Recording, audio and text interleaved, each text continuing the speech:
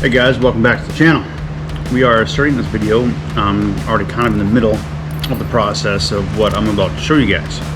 Maybe not right in the middle, but I've already started it. So lately, one of my most recent, well, I don't know if my recent videos, but recently we were out fishing and got hammered by a severe thunderstorm out on the water. Lots of rain.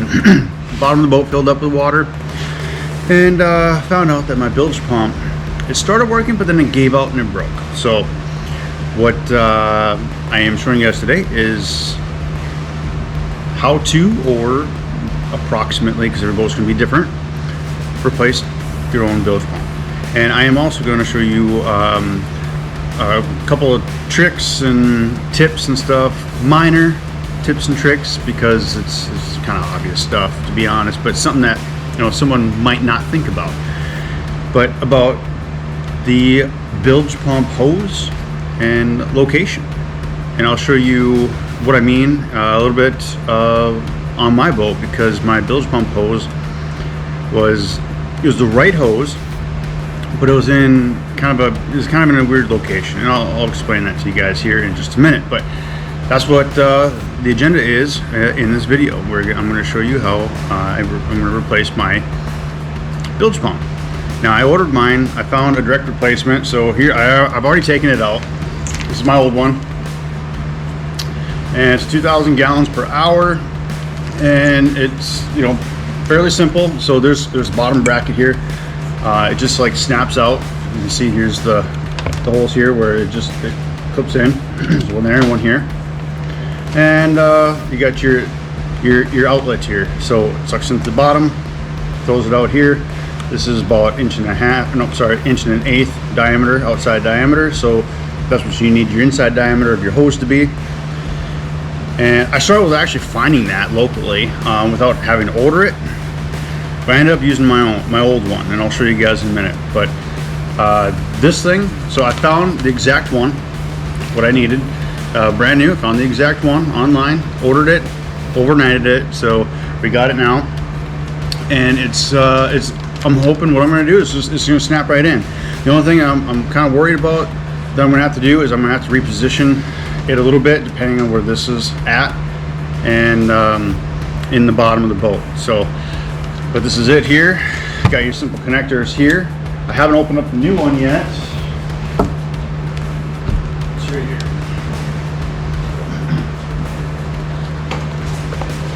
So the new one, pop it open here. I'm hoping it's got the same connectors. It doesn't, but that's okay. I can, you know, put them on here. So here's the new one. So here's that bottom bracket here, and there's those tabs here. You just push on the sides there, pop out, boom. There you go, quick and easy. So that makes it so you can leave this. If there's nothing wrong with your old one, you can just leave it down in there, and you can just swap these out pretty quick. Barring if you have to take off anything major, like for me, I'll show you, I have to take off a shelf, I've got batteries, and I've got an oil tank on it, so it's a little bit of a process, but you can still get to it fairly easy enough. And yeah, like I said, got it in overnight, so we're gonna take care of that right now. So I'll show you guys here in just a minute what I had to deal with. It's already kind of open. So okay, so what you're looking at here is the bottom of my boat in the back. So this thing here, it's the shelf that goes, it would just go down like that. It would go all the way down, but my battery's out in the way. And that little bracket right there, that black bracket, that is right here. This guy is for the oil tank here. I just hooked that up here, and I got that there. My batteries, I didn't have to unhook any of my batteries. I just kind of moved them to the side after I took off the bases there. But this is what I'm looking at right here. So you can see right there, there's where the old one was, and you know, I'm just gonna clean it up a little bit down there. It actually doesn't look too bad. Like, it's not damaged or anything. And then the wires, they were just kind of connected up here, covered by the tube here, corrugated here, cover. And yeah, that was pretty much it. But this, so here's the hose right here. So this hose, as you can see, it is way too long right now. Well, the hose actually ran from back there, so it goes back there. That's the outlet. It ran from there over down through here, the side here, down back here between the live wells, down, and then throughout the bottom there, and then to the pump. So the problem with that is, oh man, my lights have like a glare. I don't know that. There, that's a little bit better. So the problem with that is the hose is really long, so it takes more time, more pressure to push that water through that hose. And now when you shut off that pump, all that water that's up at the top kind of runs back down, and now you got, you know, water back in your boat. I mean, it's not going to be a real crazy amount, you know, so you at least have most of it out of there, but you're still going to have some more water in there, and it's just going to be nicer if your hose, or it's going to pump out faster if your hose is a little bit shorter. So it might throw out a little bit more force too. So what I have done is I've got it hooked up in the same way, same spot here, and it's going to come down straight down alongside here and then down. I might have to do a small loop depending on how I turn it, but that's how it's going to go. I might flip it around so that way it's actually going to sit like this, and then the hose will come in from this direction. I'm going to try that, but if there's going to be too much stuff in the way, then I probably won't. The other thing you want to take care of is when you're replacing your pump hose. Some of these Bilge pump hoses, they're corrugated, so they've got ripples in them. I don't have one with me, but what you want is a smooth inside the hose. You want it nice and smooth, so that way the water doesn't have any restrictions or any resistance when it's trying to be pushed out. So that's what this one is. Sorry, the camera work is all over the place. So this one is smooth on the inside, and this one's actually, this is a pretty durable hose. This is the actual hose, so this one's gonna work out very well. And I didn't have to go buy a new hose. I just reused it. I just yanked it out of there, and I'm just going to cut it and reuse it. So that's going to be good. And what I did before I remounted the hose is I took it off and I ran a water hose. I ran water through it, high pressure, just to make sure there's nothing in there plugging it up. There shouldn't be, but you just never know. So I did that just in case, and cleaned out. There wasn't any obstructions in there, so we're good to go with that. So next we're gonna mount it up. Okay, well, so what I've just done, which you haven't seen yet, I've got the pump in there. I don't have it wired up yet, but I did change out the connectors. So I have, reached way down here.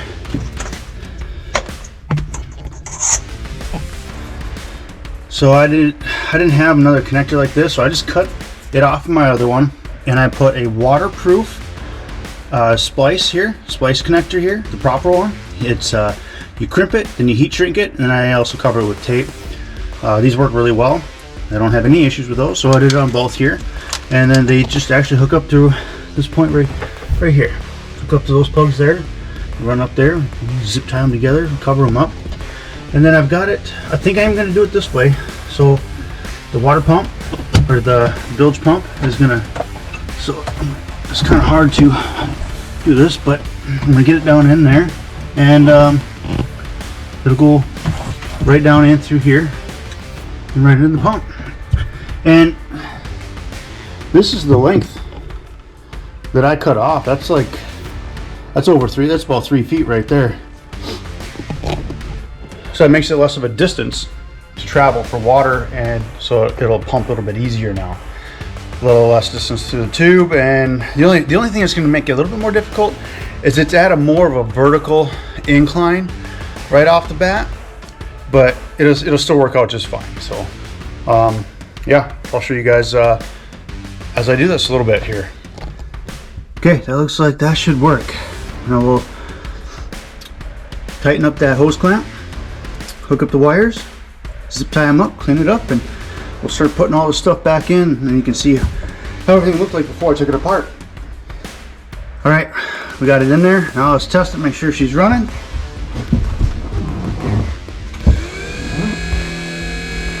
Wow, night and day difference.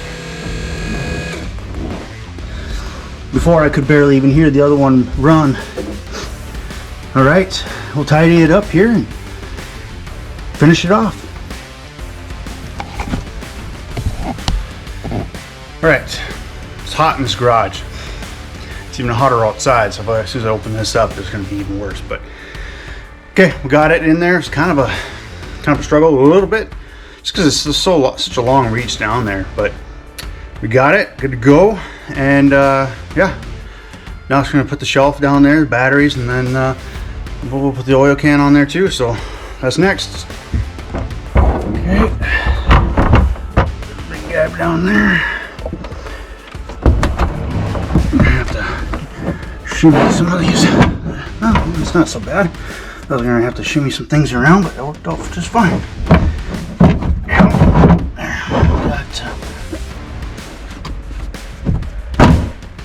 She is.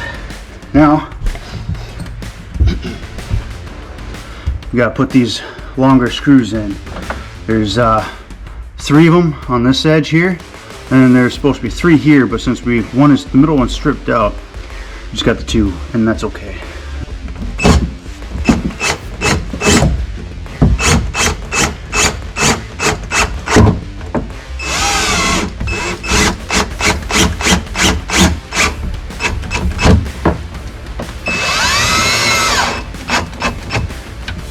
Okay, base is on.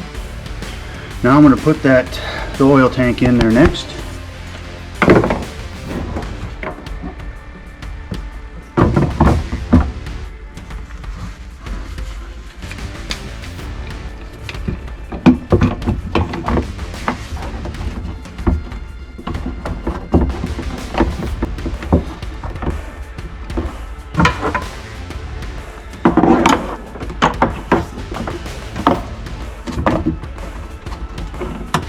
Oil tank's in. Now we'll just set the batteries down in here.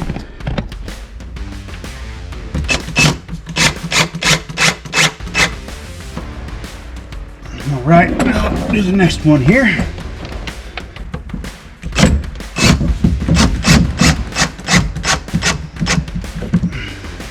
All right, well, now we get the batteries in. Now we got the bases in there.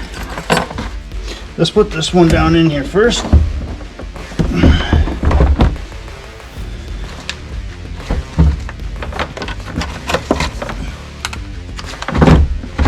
Okay. All right, now let's just maybe strapped in. There we go. All right, starting battery is all situated again.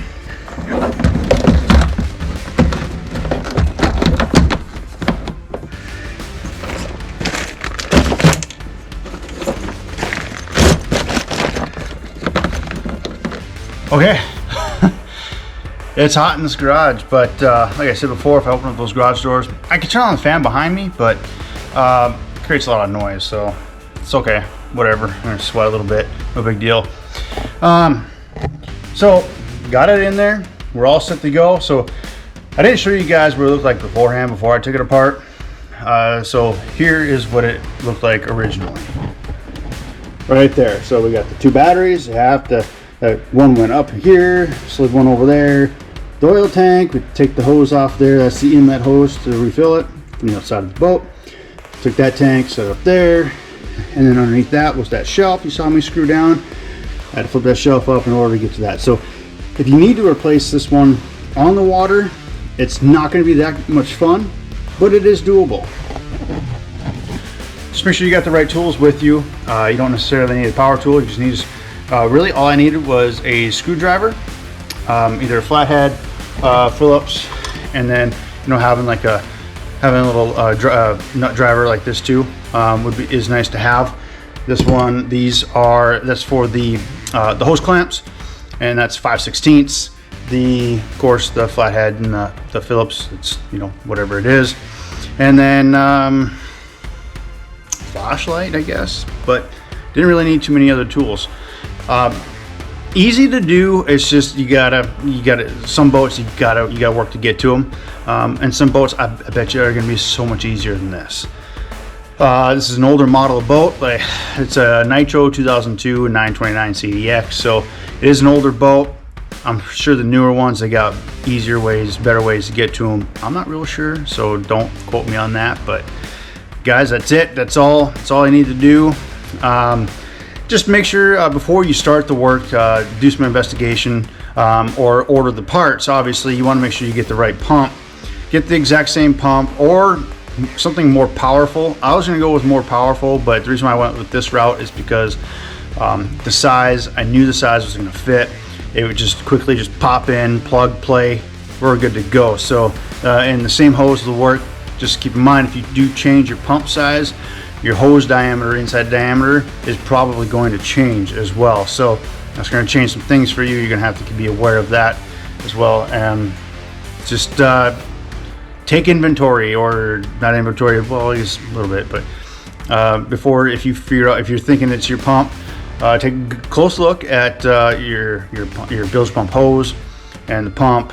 See what brand they are, what it's going to cost you. You know, there's a lot. Sometimes they're not really real bad, and sometimes you can find really good deals on them too. So the replacement is relatively simple.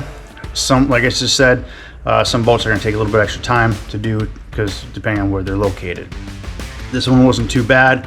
I say that, but yeah, I had to move a bunch of stuff out of the way to get to it, and I got a good look underneath down there too. I wasn't sure what I was going to find. I thought maybe I'd find a bunch of garbage down there. You just never know. I'd never looked underneath there. Never had to. But it wasn't too bad. It was fairly clean compared to what I thought I was going to see. So that's good too. Sometimes it's good just to take a look in some of those hidden areas. Maybe there's something that's plugging it up. I did find a couple of pieces, like a piece of carpet and some other chunks that were kind of plugging up my the boat plug to go, you know, to drain the water outside of the boat. So I got that cleaned up. That's going to be good to go now too. So we're good to go now. We can get rained on and won't have to worry about water not pumping out.